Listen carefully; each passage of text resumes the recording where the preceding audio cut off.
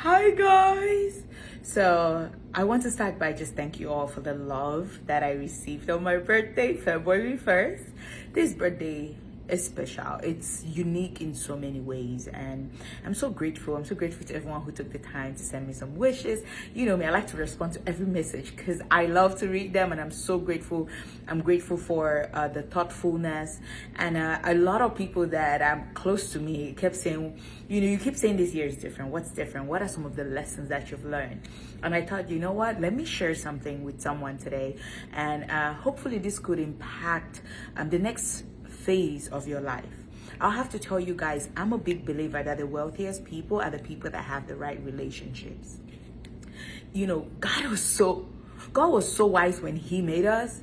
So much so that he made sure that you don't know everything, you can't be everything, you can't do everything, because you will always need other people, right? You will always need other people. And so the best way to make it in life is to invest in relationships. So today I want to give you guys 5 or maybe 6 reasons or 6 tips on how to build long-lasting relationships. I'll be very honest, I feel like I'm wealthier than my uncle Elon Musk. That's a joke, by the way. Bill Gates, Warren Buffett, all of them joined together because I've been blessed with some incredible people in my life, and I don't even know what I would do without them. But that doesn't just happen because I wish for it, right? It takes certain things to build long-lasting relationships that are safe, relationships that provide support, that give you an environment where you can grow and thrive, that can criticize you from a place of love because they want to see you win, relationships that will show up even when you're on the wrong and you're down, and they'll still come here and just sit with you on the ground and cry with you, even when they tell you we warned you not to go there and you went, they still come and they sit with you. Relationships that are free of judgment, but that will hold you to a standard. Relationships that have the right boundaries. Those kind of relationships are possible, but you have to play your part. So here are a few tips that I have for you guys. The very first one is you have to be intentional. No relationship just happens. Because people love you, don't take it for granted. You have to be intentional. Don't show up for your friendships only when it's beneficial to you. No, you have to show up for your friends. You have to show up even when it's not convenient. Yeah, I know you might want to come home and just wrap up and stay in your bed sheets Friday evening, but your friend needs you. You show up for that friend. That's what intentionality comes with. You knowing sometimes it doesn't have to benefit me, but because it matters to my friend, I'm going to show up. Second thing is for you to be genuine. You have to be genuine. The worst thing is to have friends that will smile in your face and laugh behind your back. That's the worst kind of friend. So if you want to be a good friend, be a good friend and be genuine about it. If you feel something is not right, be honest. I'm telling you, it might hurt a little bit, but everybody appreciates an honest person, especially if it came from a place of love, not from a place of malice or wanting to destroy. So always be genuine. Always be genuine in how you show up, in how you communicate, and how you express your feelings. People love that. People want to feel special. People want to know that the people around them are people that they can trust. So you want to make sure that you're always genuine, and that's the only way that they can trust anything that you say. The third thing I want you to do is to be compassionate. Let me tell you something. Whatever you know is thanks to the environment you've been in, how you were raised, books you've read, other relationships you've had. Not everybody has had the same upbringing or the same exposure.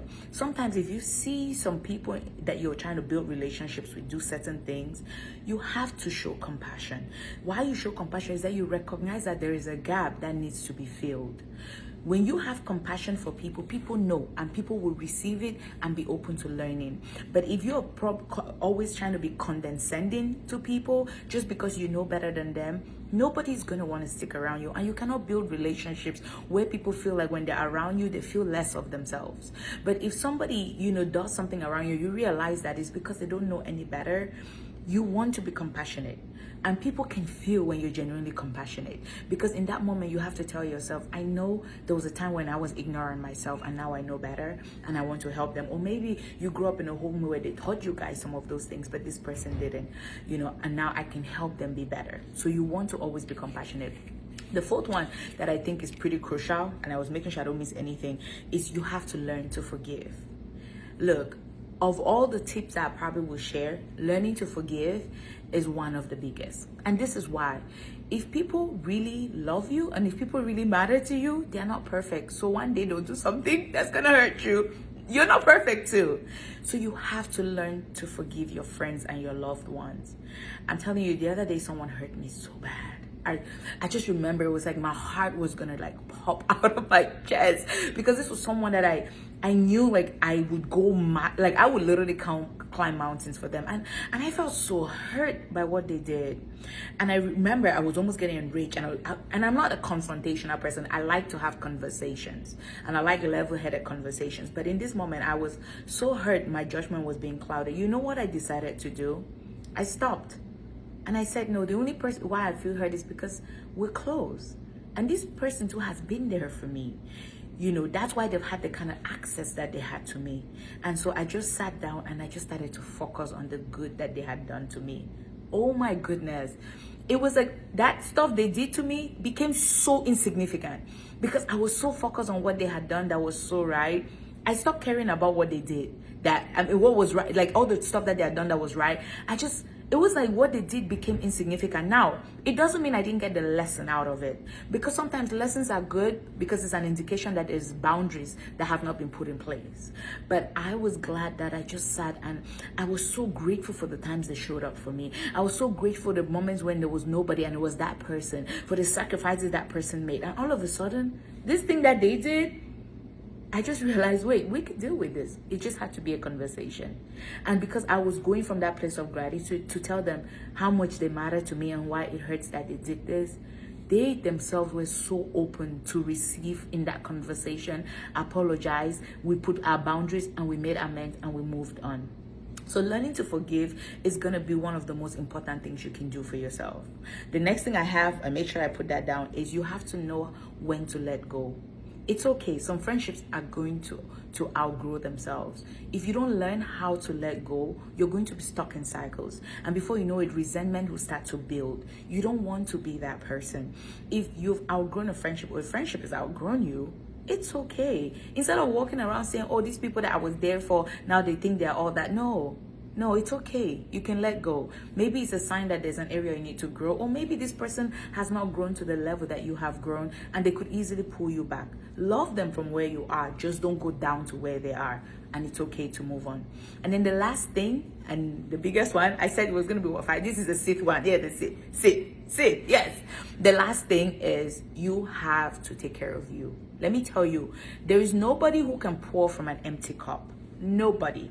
So if you are not wholesome, if you don't love you, if you don't prioritize you, there's no way you can show up any better for any other person. So make sure you are a priority. Okay, so my 6 tips for you guys: the first thing is you have to be intentional about friendships. The second thing is you have to be genuine. You have to be genuine.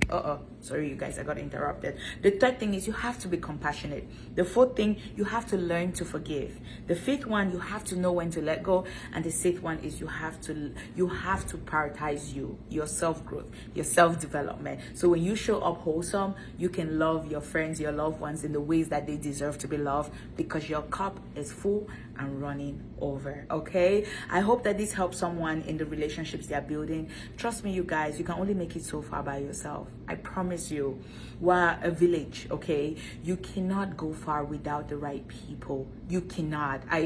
Look, God had to do it that way. So make sure you invest in your relationships. Be willing to make sacrifices. Be willing to show up, and trust me, whatever it is that you put out, whatever seeds you continue to sow in those relationships, they come back in overflow for you. Okay, you guys have a beautiful day. Thank you again for all the love I got on my birthday.